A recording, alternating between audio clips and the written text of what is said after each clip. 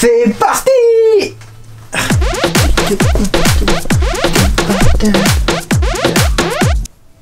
Vert. Bleu. Aïe, je me sens pas bien. Bam! Rouge. Orange. Elle est pourrie leur orange. Ça claque ou pas? 14 000 abonnés et s'achète une guirlande. Que c'est original. Yo, salut, c'est Light, votre lumière rouge dans ce monde en rotation. Dans cette vidéo, on va parler des frames. Wouh! Mais pour l'instant, j'adore hein, tout gérer comme ça, on dirait que je fais un PowerPoint. Mais pour l'instant, on va parler de vos personnages préférés dans Beyblade Burst. Donc dans cette vidéo, je vais parler de Walt, Shu, Louie et Free.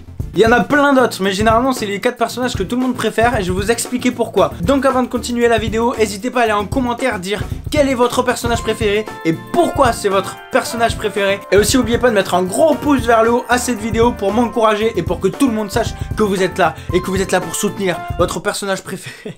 Donc on commence tout de suite avec Walt. Walt c'est le héros de l'histoire de Beyblade Burst. Walt c'est pas le meilleur quand il commence le manga. Au début il est pas très fort et il apprend en fait au fur et à mesure des épisodes à devenir meilleur. Et il a le don d'agacer beaucoup de personnes parce que des fois il ne réfléchit pas mais il est quand même assez talentueux et du coup il s'en sort dans beaucoup de situations. Même s'il est un petit peu gamin, on voit qu'il évolue dans le Beyblade au fur et à mesure des épisodes. Ça fait quand même plaisir à voir et il me tarde de le voir dans la saison 3 quand il sera adulte. Maintenant on va passer à mon gros chouchou.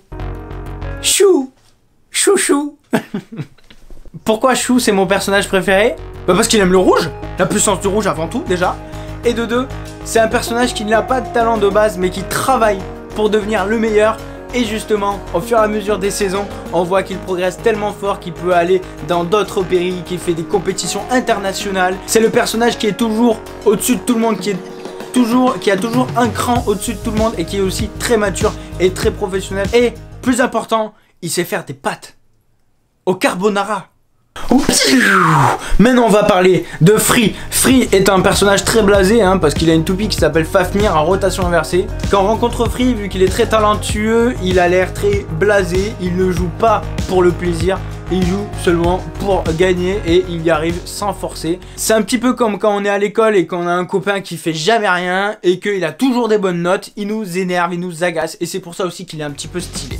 Et heureusement qu'au fur et à mesure des épisodes, il est mené par le bout du nez par d'autres bladers. Je vous en dis pas plus, je vous laisse découvrir tous les épisodes. D'ailleurs, ils sont en train de passer sur Gulli en ce moment, donc allez-y. Et du coup, on va terminer par le dernier personnage qui est...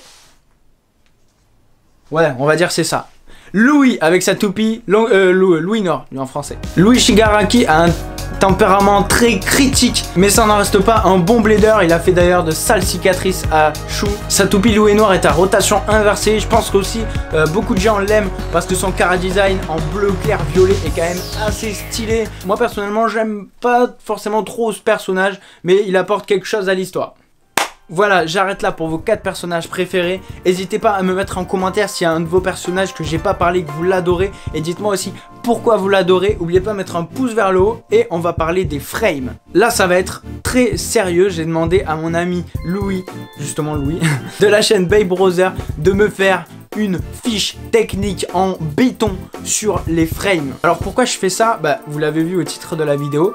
J'aime bien faire du contenu qui intéresse beaucoup les gens. J'essaie d'être un youtubeur Beyblade axé quand même au grand public et j'évite de trop rentrer dans les détails, quitte à cutter mes vidéos, quitte à faire des gros raccourcis dans mes phrases, même si ça fausse un petit peu la technique. Et dans une de mes vidéos, j'ai fait l'erreur, hein, je l'ai entendu mais je l'ai laissé quand même, de dire que les frames ne servaient à rien. Ce qui est pas vrai, hein, les frames aident à la stabilité, etc.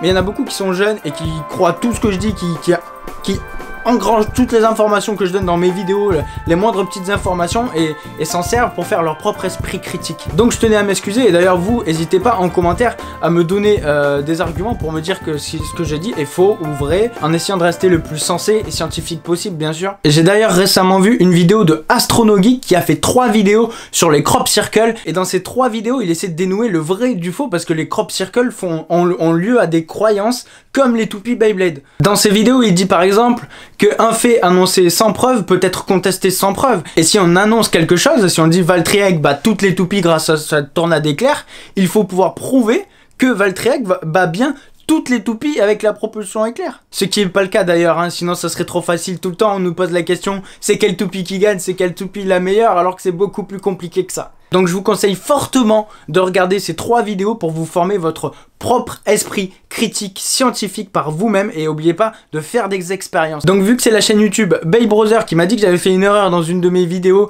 et qui a réussi à me prouver que j'avais fait l'erreur, eh ben je vais le mettre en avant sur ma chaîne YouTube. Donc la chaîne BabeBrother, c'est en gros ces 3 frères, Louis, Ewan et Eden. Ils font des vidéos de combat de toupie Beyblade, même des vidéos de Beyblade Metal, les anciennes Metal Fusion.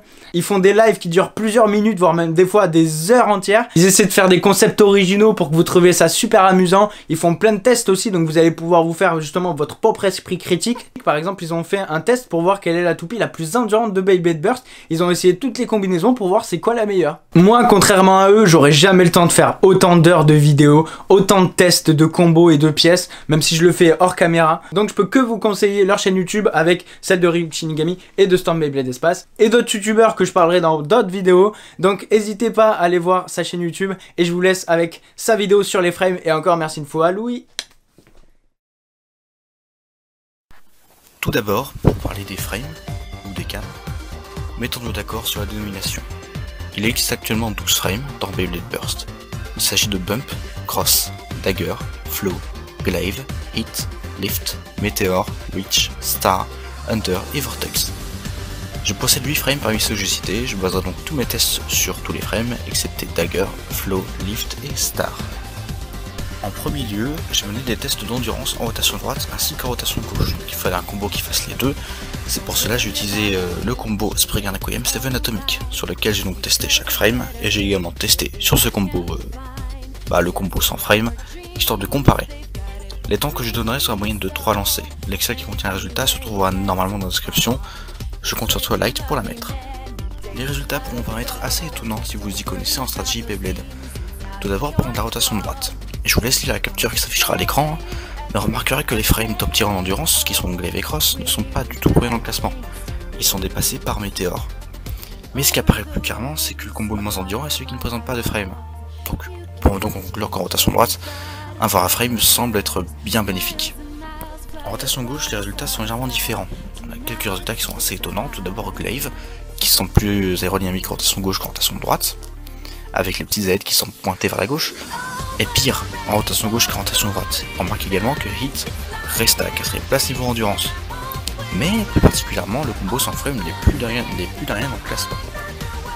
Je tiens à préciser que ce classement n'est pas définitif, je vous invite à faire la même chose avec un combo différent, vous serez étonné de la différence de classement. J'ai par exemple fait quelques tests pour trouver le meilleur combo d'endurance Hasbro avec les pièces que j'ai, donc en utilisant le combo Kenox 7 Atomic en testant différents frames, et dans les tests que j'ai menés, le frame Cross a la meilleure performance parmi tous ceux que j'ai. Testez donc par vous-même, toutes les pièces d'Utopie étant importantes en endurance.